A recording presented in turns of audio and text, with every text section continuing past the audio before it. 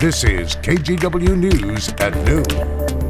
Good afternoon, I'm Drew Carney, and we start the newscast with big news from Oregon's largest school district. Portland Public Schools announced this morning that all staff must get vaccinated for COVID before the new school year begins. By the way, that's just 2 weeks from today. So all staff means all teachers, office staff, anyone else who works in Portland Public School buildings.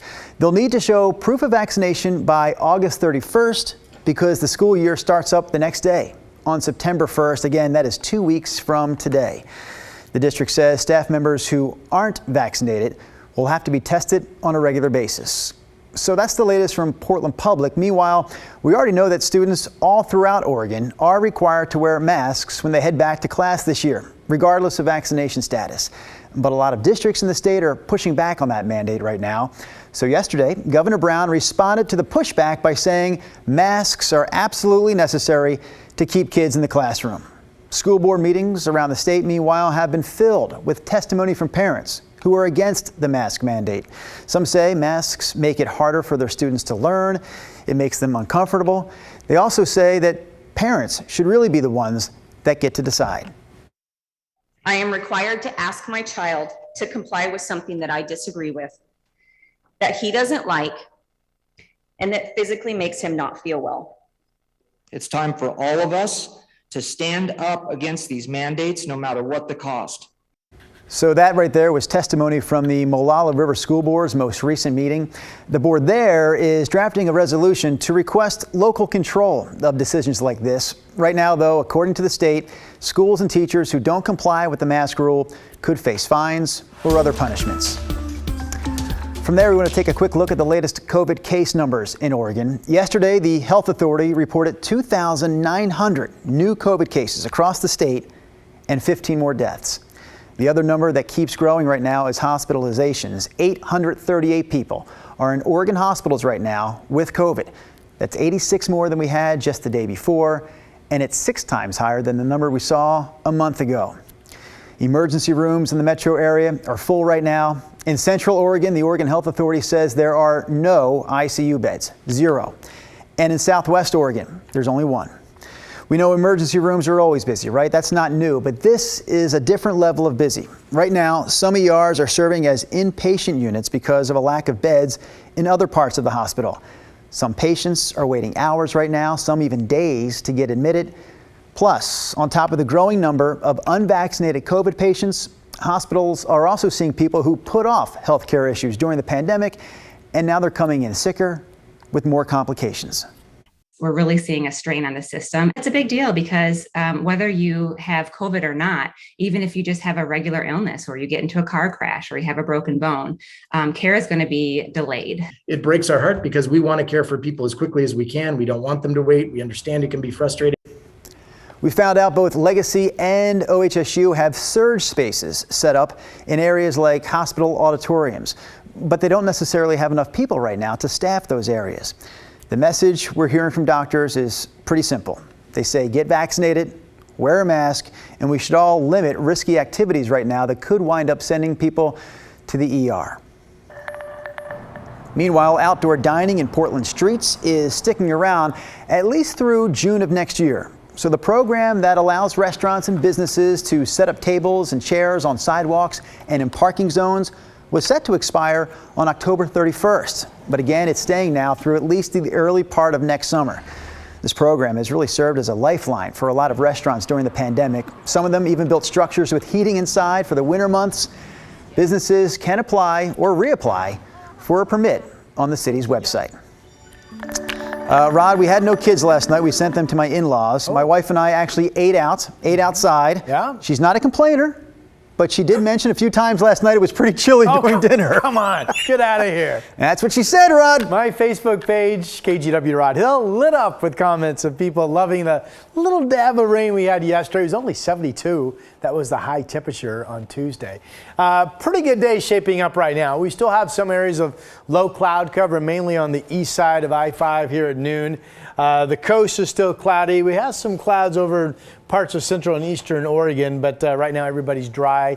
Radar not picking up any precipitation. And I showed you this earlier this morning, and I'm just showing it off because this is one of the better air quality maps from DEQ reporting sites that we've had in a while. Again, the green dots up and down I-5, that's all good air quality. The yellow's moderate, that's really no concern. Still some unhealthy air when you drop south of the Willamette Valley and head on down toward the Medford area in southern Oregon. Cool look at some cumulus clouds kind of bumping up against the summit of Mount Hood. That's our Timberline live camera. Government camp expected to hit 70 today, pass level. And now for our cloud cover, you can see some folks on number 18 at Camas Meadows. The cloudy skies over on the east side. But if you check out the reserve golf course on the west side, out in Aloha, that's just hazy blue skies up top. 66 at the airport. I think we're on track to hit 80. By the way, it's 72 in Salem right now, so depends on if you've had sun this morning, you're warmer. But again, I think most of us will be 80 or a little bit above that for the afternoon hours. Drew, text your wife, tell her 80 today. Rod, we have you coming back here on the show in about 10 minutes, so don't go too far. But we do have some more local news to get to right now. Today, Portland Mayor Ted Wheeler is introducing a new ordinance that's aimed at street racing. We've seen the videos, right? Crowds and cars blocking city streets and intersections. The city says these gatherings are dangerous for everyone, not just the street racers. There are several cities in Washington that have already passed similar laws, and investigations show that some people will actually come from Washington to Portland just to street race. With this new ordinance, first-time offenders will have to go through an education and diversion program, and it also allows the city to tow any vehicle that's involved in street racing. There's also a new symbol of support on display in Newburgh, and it's a symbol of protest as well against the school board decision there last week to ban both Pride and Black Lives Matter flags. Galen Etlin brings us more on this story from Newburgh. Neighbors decided if Pride and BLM flags could not be displayed at Newburgh schools like this one, they were going to make a really big flag that you could see all the way from the high school. We wanted maximum visibility. Erin McCarthy owns this hillside farm in Newburgh with her husband J-Bill. The result is pretty amazing. We love it. They can see the Newburgh High School football field from here, which in turn has a direct line of sight at their new display. I wish it could be 10 times bigger. On August 10th, the school board voted 4-3 to ban Black Lives Matter and Pride flags. Vice Chair Brian Shannon said this was why. To get political symbols and divisive symbols out of our schools. We're going to erase a bunch of people, is what it felt like to me. The couple got to work, posting online that they would construct a protest flag from plywood. Blew up on Friday. They got hundreds of responses on Twitter and Reddit, with donations pouring in for supplies. Then on Sunday, a group of 7 strangers showed up to help build and paint. From all over, someone from Forest Grove came, someone from Dundee came. And now, on this hill, this was what we got. A 17 by 30 foot Progress Pride flag stands facing the high school, representing the LGBTQ community and people of color. The impetus is these are symbols that are political. That's the argument that's being made. How do you feel about that? No, people are not political. It's not expressing a Democratic idea or a Republican idea or conservative or liberal. It's human beings. It's recognition that people exist. Studies by the Trevor Project show lesbian, gay, and bisexual youth are 5 times more likely to attempt suicide because of bullying and lack of support. And Newburgh mother Ty Hardin Moore argued her black son does not always feel safe either. Because my son was called a at school. Well, it's winnable, obviously. Conversations like this are not new. In the 90s and 2000s, Lon Mabon fought for Oregon Measure 9, which aimed to ban schools from even mentioning homosexuality. They were lumping together homosexuality with bestiality and pedophilia. But even now that Newburgh's symbol ban is in place, from the sky, planes and drones can see this new flag, a symbol of defiance, but also support. For those kids quietly observing this conversation who might feel this is about me, what would you say to them? You're not alone. The McCarthys and allies sending the message. Even though this is difficult, there are people who are here for you. That all colors belong in Newburgh. Galen Etlin, KGW News.